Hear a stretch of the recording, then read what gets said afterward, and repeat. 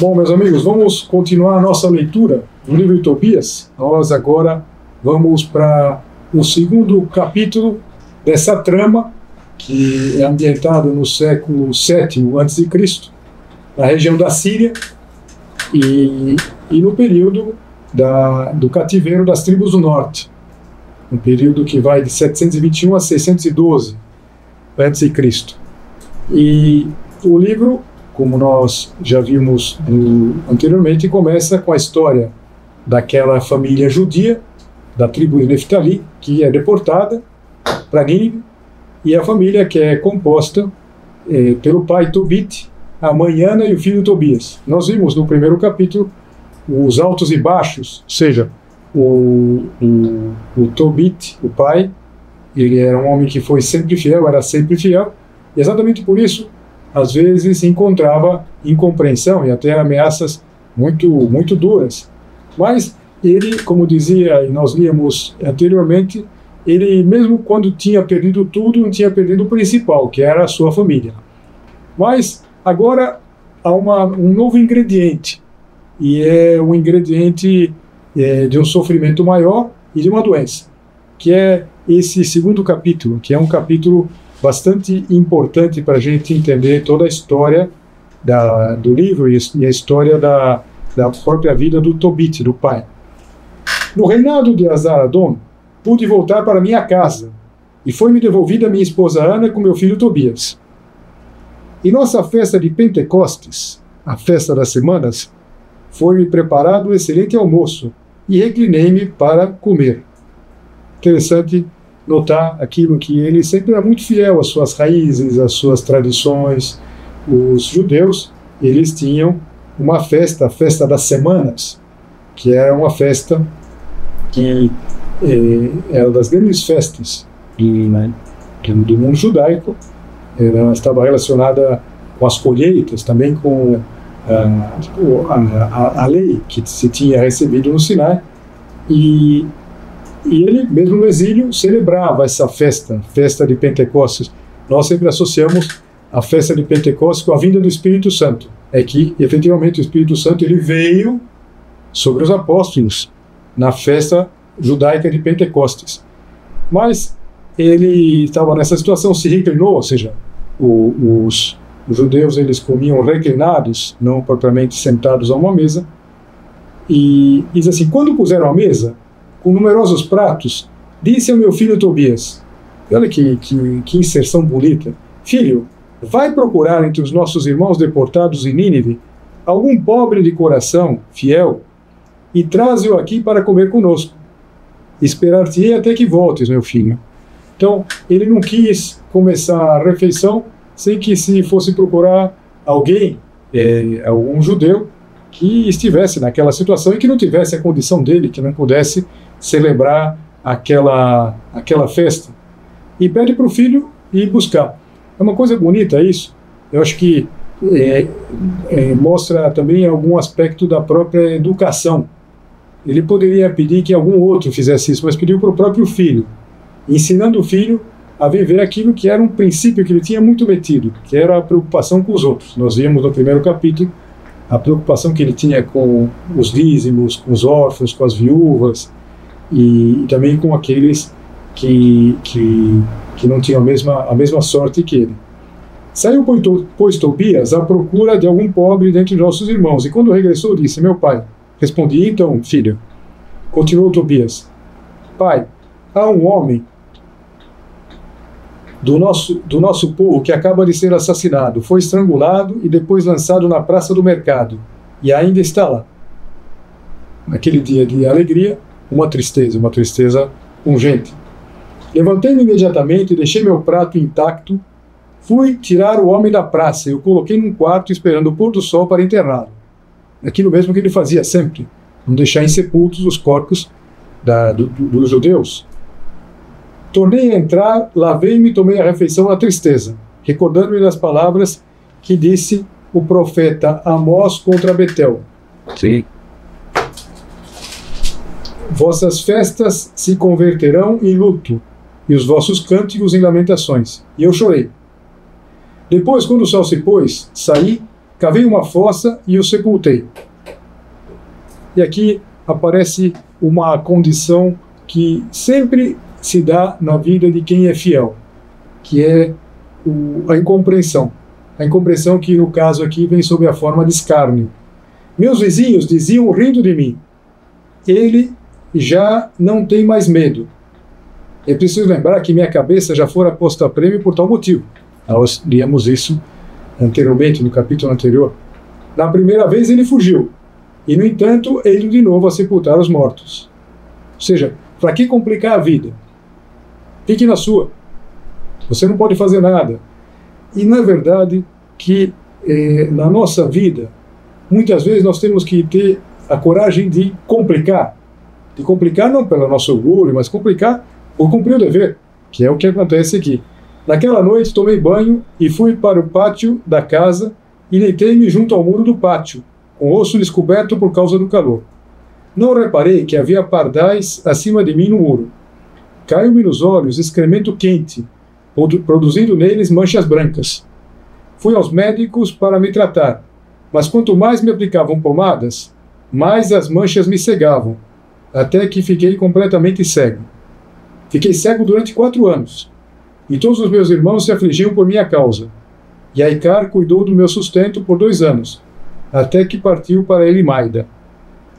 Naquela ocasião, minha mulher, Ana, começou a trabalhar como operária. Fiava lã e recebia a tela para tecer.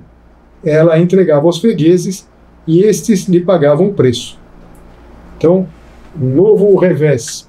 Um revés agora de um homem que já não pode trabalhar, que depende dos outros, e chega um momento que quem cuidava dele teve que mudar, então a mulher dele teve que trabalhar como operária. E aqui tem uma passagem que nós vamos ler agora na continuação, que surpreende um pouco, que às vezes parece até um pouco duro do que se lê. E de fato, a gente poderia imaginar que é um zelo quase que excessivo do Tobit, que vai acabar ofendendo a sua mulher. A sua mulher vai se exasperar com uma pergunta que ele vai lhe fazer, que é o que vem na continuação. Ora, no 7º dia do mês de Distros, ela acabou uma encomenda e entregou aos fregueses. Esses lhe pagaram o preço inteiro e ainda lhe deram um cabrito para um almoço. Ao entrar em minha casa, o cabrito começou a balir. Chamei então minha esposa e perguntei-lhe: de onde vem esse cabrito? Não terá sido roubado?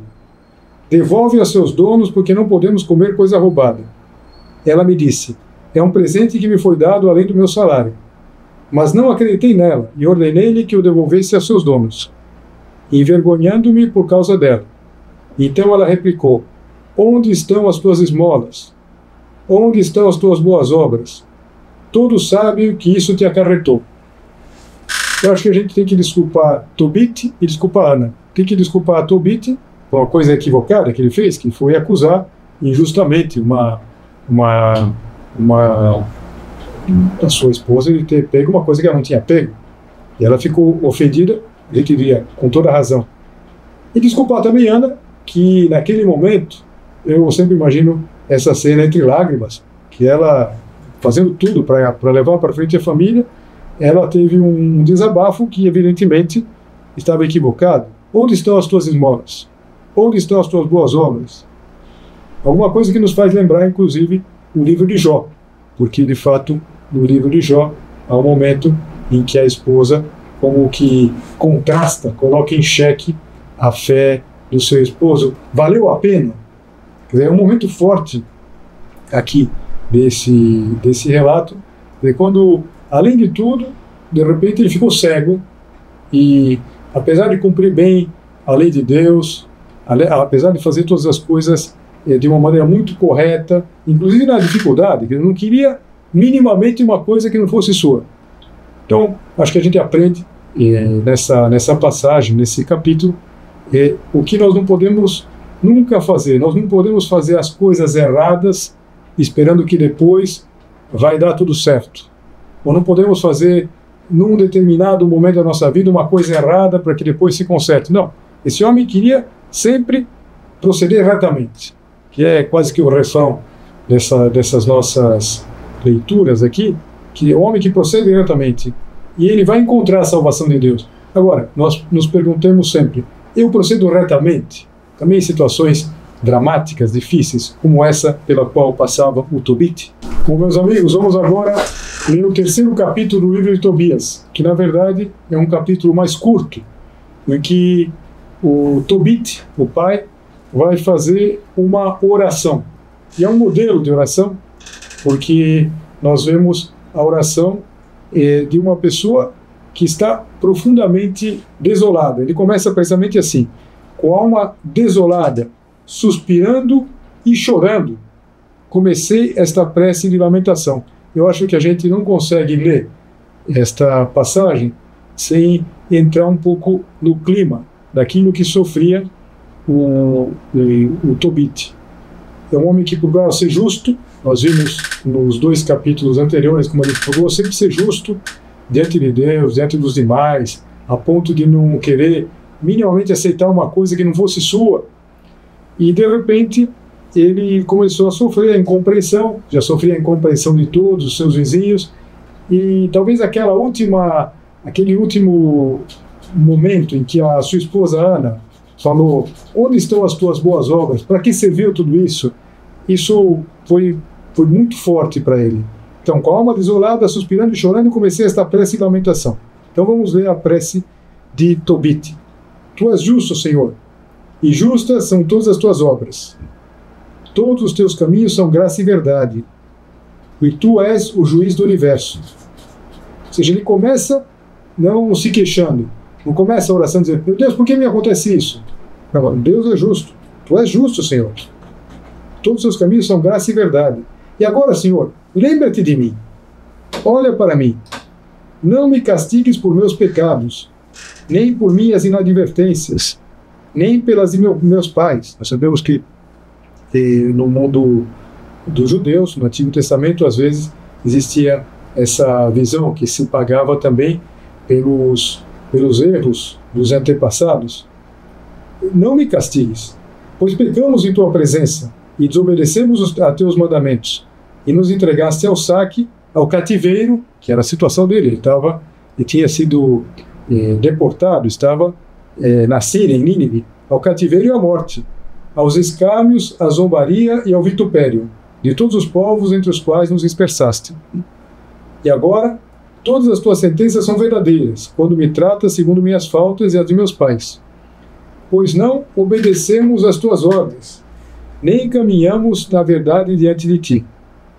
E agora, trata-me como te aprouver. Digna-te retirar-me a vida, para que eu desapareça da face da terra e de novo me torne pó. Pois para mim mais vale morrer que viver. Sofri o traje sem motivo, imensa é minha tristeza. Senhor, espero que tua decisão me liberte desta provação. Deixa-me partir para a morada eterna. Não afastes teu rosto de mim, Senhor, pois é melhor morrer que passar a vida aguentando um mal inexorável, e não quero mais ouvir injúrias contra mim. Esse homem, ele vai pedir a morte. Ele vai dizer que ele não pode mais, que ele não aguenta mais, que para ele seria um alívio deixar essa vida. Mas repara, essa oração, ela é precedida o quê? Precedida, em primeiro lugar, do reconhecimento de que Deus é justo. E que, portanto, ele tinha pecado, sim. A gente até agora, pela narração, nós vemos que era um homem reto, um homem justo, um homem em que nós não encontramos pecados. Mas esse homem se sentia pecador. Sentia que lá no seu íntimo havia esses pecados, as inadvertências, que quantas vezes pode ser uma fraqueza, uma debilidade. E o Tobit, ele diz assim, Senhor, trata-me como te aprouver. É bonita essa oração, porque ele pede a morte, mas não como quem exige de Deus um direito. Ele pede que, Senhor, faça como for melhor.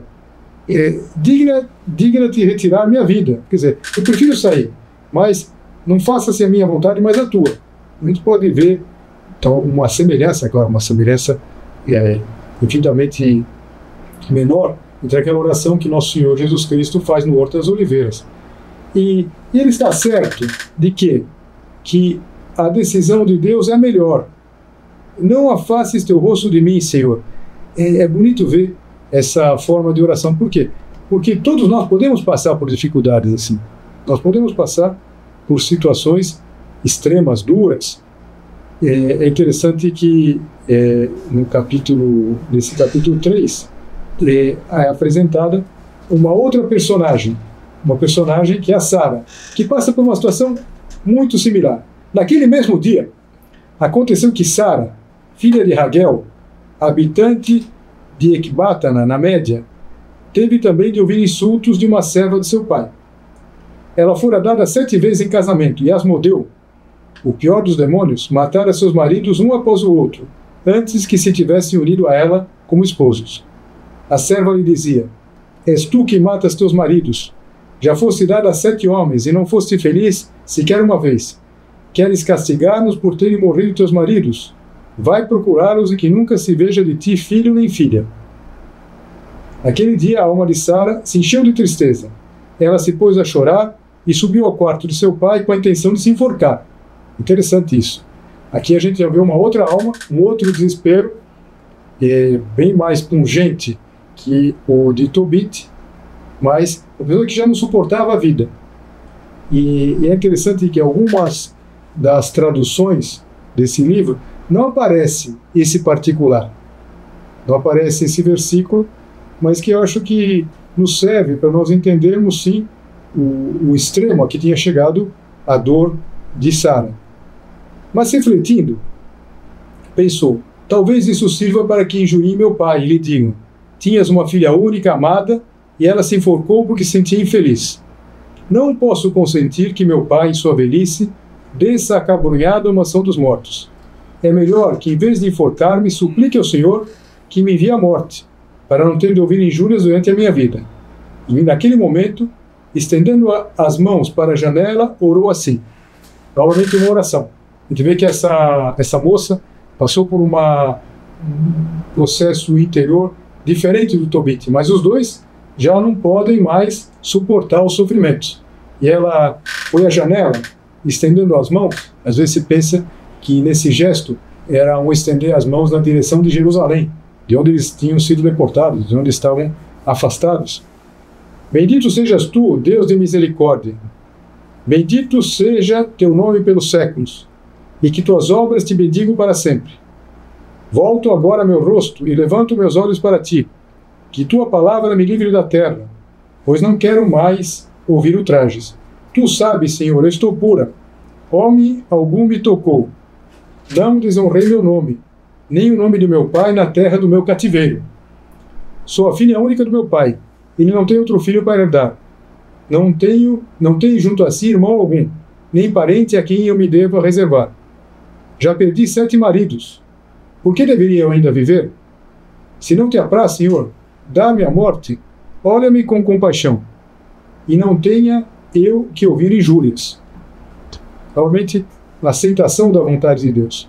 E aqui, esses versículos que vêm na continuação, eu acho que são de uma beleza muito grande. É como se, de repente, depois de apresentar esse cenário, o escritor sagrado ele vai mostrar que tudo isso que acontecia não era algo que se dava sem que Deus se preocupasse. Naquele instante, na glória de Deus, foi ouvida a oração de ambos. Então, uma que saía lá do Iraque e outra do Irã, então que chegavam lá em cima. O atual Iraque e o atual Irã, claro. Naquele instante, na glória de Deus, foi ouvida a oração de ambos. E foi enviado Rafael para curar os dois. São Rafael. Para tirar as manchas brancas dos olhos de Tobit, a fim de que visse com seus próprios olhos a luz de Deus. E dar Sara, filha de Raguel, como esposa a Tobias, filho de Tobit. E livrá-la de Asmodeu, o pior dos demônios. Porque Tobias tinha mais direito sobre ela que todos quanto a pretendiam. Naquela mesma hora, voltava Tobit do pátio para casa, e Sara, filha de Raguel, estava descendo do quarto. Então, eles tinham acabado a oração, uma oração dura. Estavam voltando, Tobit no pátio, a filha de Raquel descendo do andar superior, e a oração já tinha sido ouvida. E aqui a gente pode entender aquilo que nosso Senhor Jesus Cristo dizia, que quando nós orarmos, nosso Pai, Ele sempre está disposto a nos conceder, e nos concede mais. E antes mesmo que nós peçamos, Ele já sabe aquilo que vai nos conceder. E Ele vai conceder mais do que ambos podem pedir. É interessante a gente ter isso muito presente, que quando Deus Nosso Senhor não dá aquilo que a gente pede, não é porque não se preocupa com seus filhos, é porque está sempre querendo dar mais, muito mais, que é o que nós vamos ler na continuação.